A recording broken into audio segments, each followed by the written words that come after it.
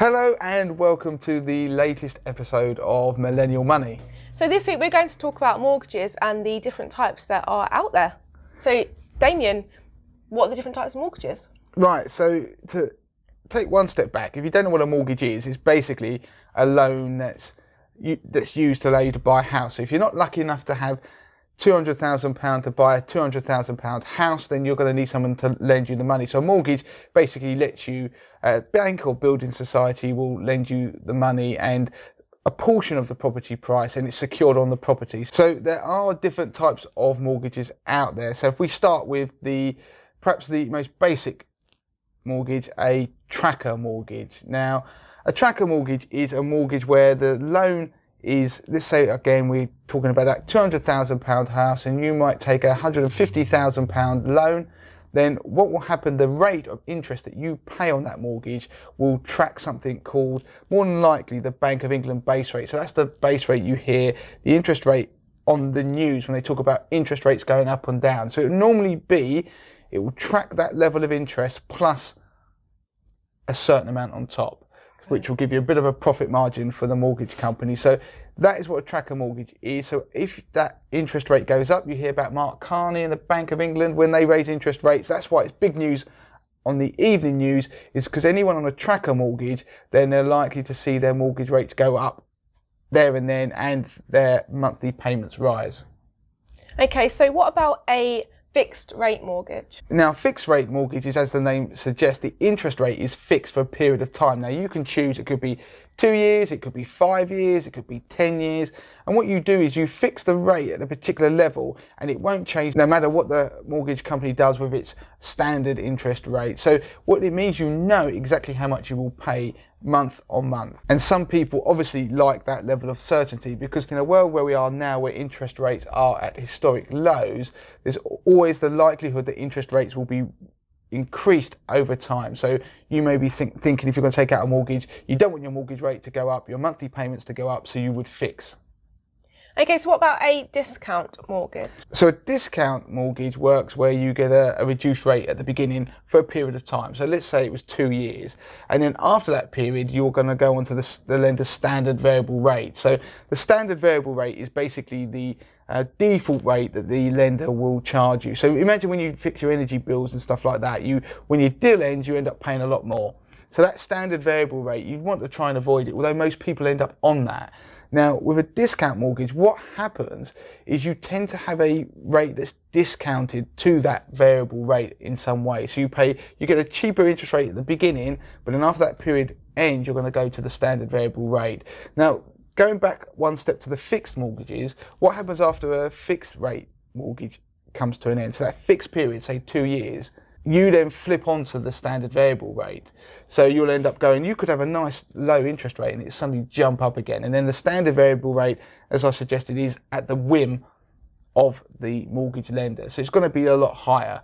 But the tracker mortgage, one other point just to add on that, you do get something called a collar on one of those. So that tracker mortgage, where it was tracking the base rate for a period of time, the Bank of England rate, if the Bank of England base rate was to suddenly fall, obviously that would mean your interest rate would go down. Then what the mortgage companies do is put something called a collar. So actually you're not going to get that too good a deal, Law, and we're going to stop it at a certain point. So you're going to have basically a minimum amount you're going to pay.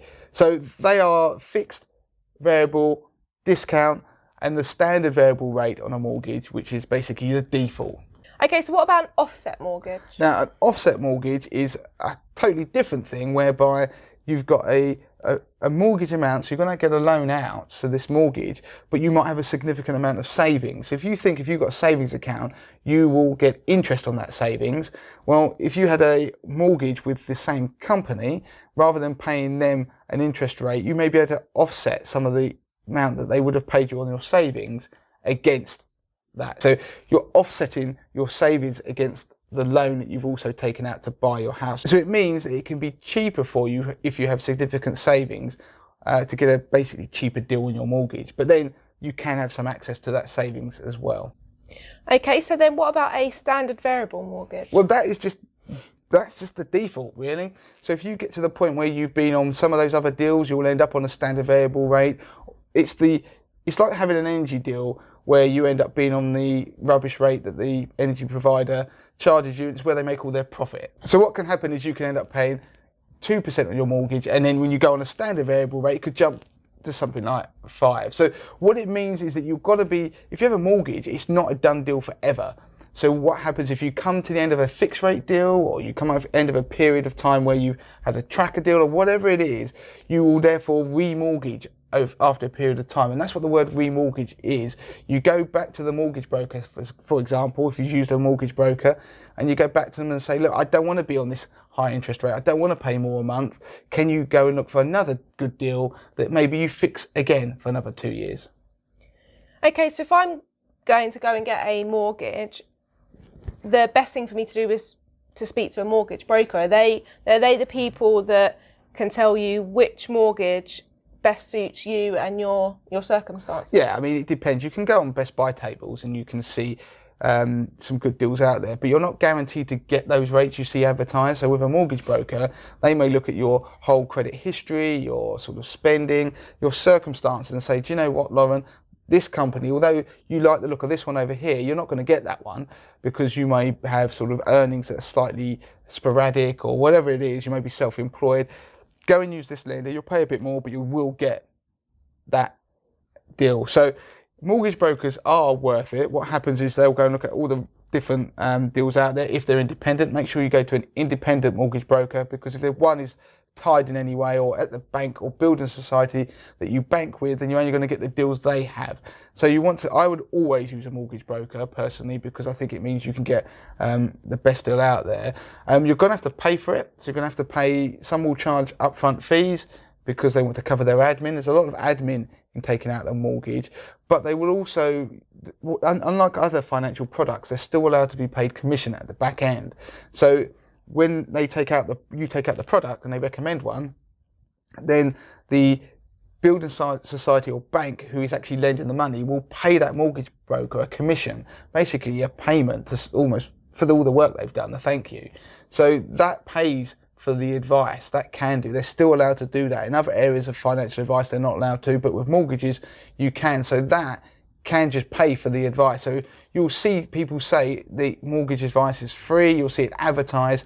Technically, it's being paid for at the commission at the back end, but that is theoretically, in their mind, free. Okay, so that's it for this week's Millennial Money. So if you have any questions to do with mortgages at all, send them in to me at lauren@moneytothemasses.com. So that's anything at all to do with the process up to buying a house, to applying for a mortgage, what you need to do with your finances.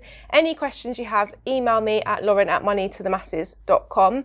As usual, head over to our social media channels, our Facebook, Money to the Masses, our Instagram @Money to the Masses, and our Twitter @Money to the Masses with the number 2, and subscribe to our YouTube channel. Thanks very much, and see you all next week. And before we go, I just realised that Lauren's been drinking a cup of tea out of one of our Money to the Masses mugs for the entire show, which is obviously they've been like gold dust, these things. So yeah, if you want to win one of these at some point, do keep an eye on our Instagram.